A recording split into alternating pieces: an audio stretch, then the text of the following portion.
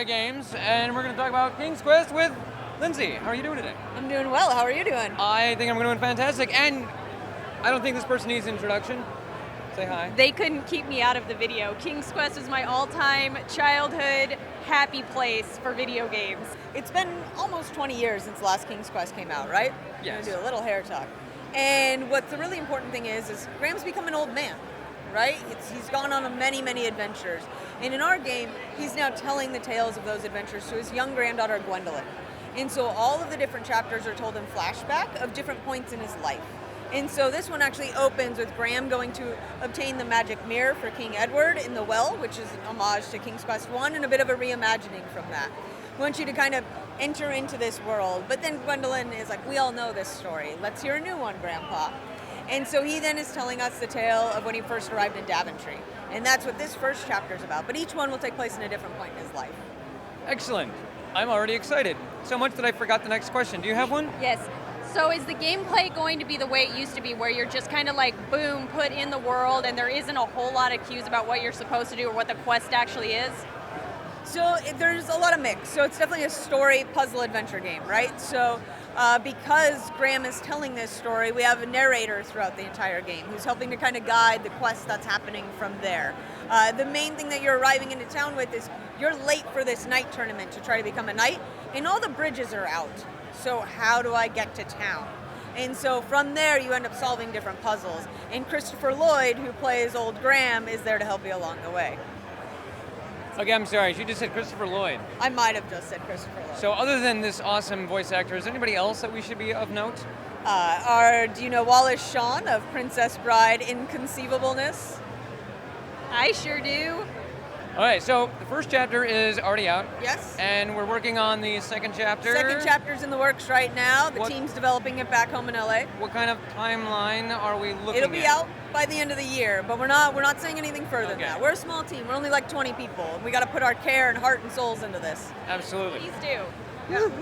So we all play this game. So King Graham, the fact that it's him is really, really fantastic and awesome. One of the other things I want to mention is over the course of all of the King's Quest games, starting from the original 2-bit graphics all the way to King's Quest VII, where it was well drawn out, and it was kind of how would you describe it? King's Quest VII. It was pretty much the most beautiful thing I ever saw on PC, next to Math Blaster. I can't argue with that, actually. So, art direction, art styling. This is also very 3D-ish, so it's a little bit more involved and in-depth than the wonderful shading that we had in the original few games. We've actually made this in Unreal 3, but one of the things we did that's different than anyone else is we're hand painting our textures. So we'll actually print out the models and hand paint the UV maps and scan those back in to achieve the hand-painted look of much of what's going on there. So our art director is phenomenal, as is the rest of our art team. So we get to just let them loose and make beautiful things. Thank you so much, Lindsay. Of course, you guys, you can get Chapter 1 now. It's out. PC, PS4, Xbox One, 360, PS3. It's there for everybody. Okay, so I remember now what I was going to ask. First off, how much does the game cost right now for the first chapter? First chapter's $10. But I see there's a couple other pricing models. $9.99 officially. $9.99. Well, plus tax in certain places.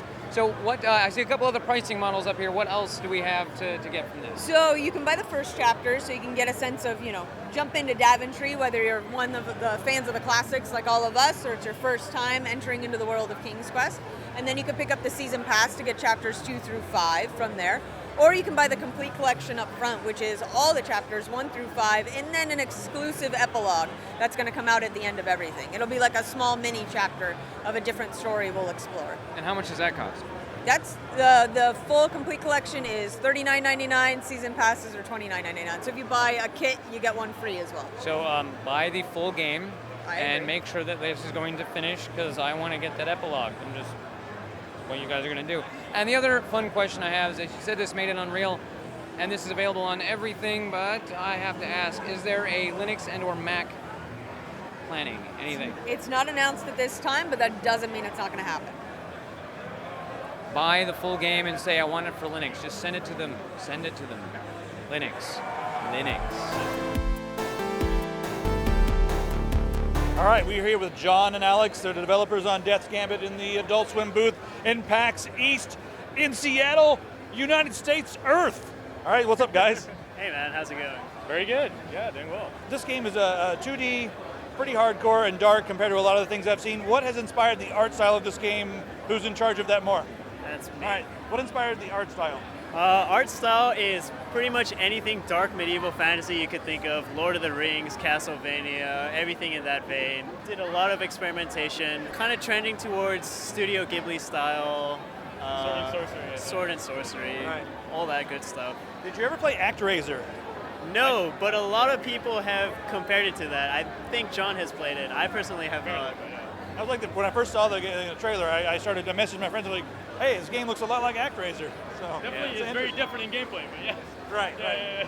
Is this a roguelike? What are the other buzzwords that everyone likes? How do you describe this in just a few? Castle, Yeah. Metroid. Yeah, no, it's not a roguelike. Nothing is procedurally generated. Not, at least not too much, basically.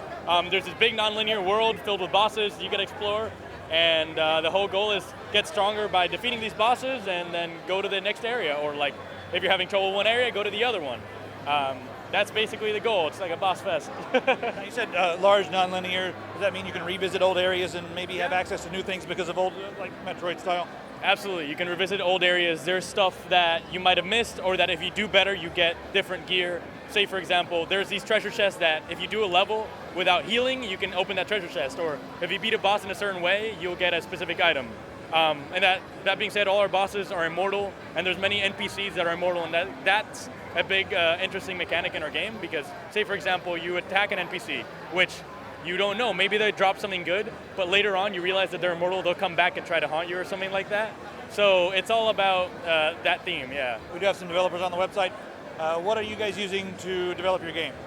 It's done in GameMaker. Vinegar City, yeah. How easy has it been to work with GameMaker for a game like this? I think that 2D games are really good for GameMaker Studio. And back then, Unity 2D was not at the level that we think it was. So when we started this game, GameMaker for us was definitely the best choice. We've been able to make it as fast as possible, especially considering I'm the only programmer right now. Yeah, that's helped us a lot in that sense.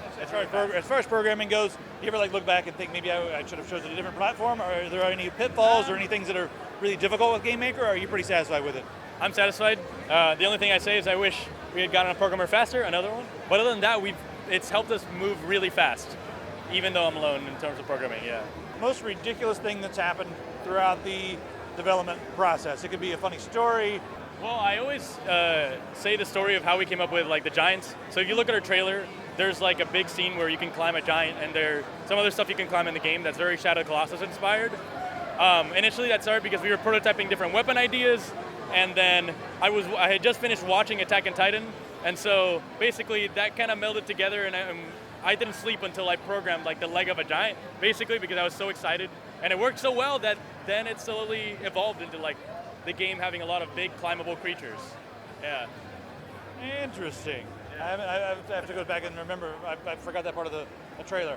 All right, favorite 2D game ever? That's a tough one. You first. Favorite 2D game ever? The World Ends With You. Yeah. That or Mario and Luigi, the RPG game, the original one. That or Castlevania Order of Ecclesia, that one's really good. All right. You got three. All right. Yeah, you got three. I'm messing with you. What do you think? I honestly can't think of many. Darkest Dungeon is a recent one that I really enjoy. Cheating. Sort of. All right, how about a 2D action game? A 2D or Metroidvania style, in the vein of your game. I mean, I think the Castlevania series, all the classics in the Castlevania series, basically, Do you concur? Yeah, definitely. Symphony of the Night. Symphony of the Night. Yeah. Cool. All right, thanks very much, guys. Best of luck. Oh, yeah, when can people expect the game? 2016, no exact date, don't want to rush it. You agree? Yeah, I want to include him, I don't know. I can confirm, yeah, 2016.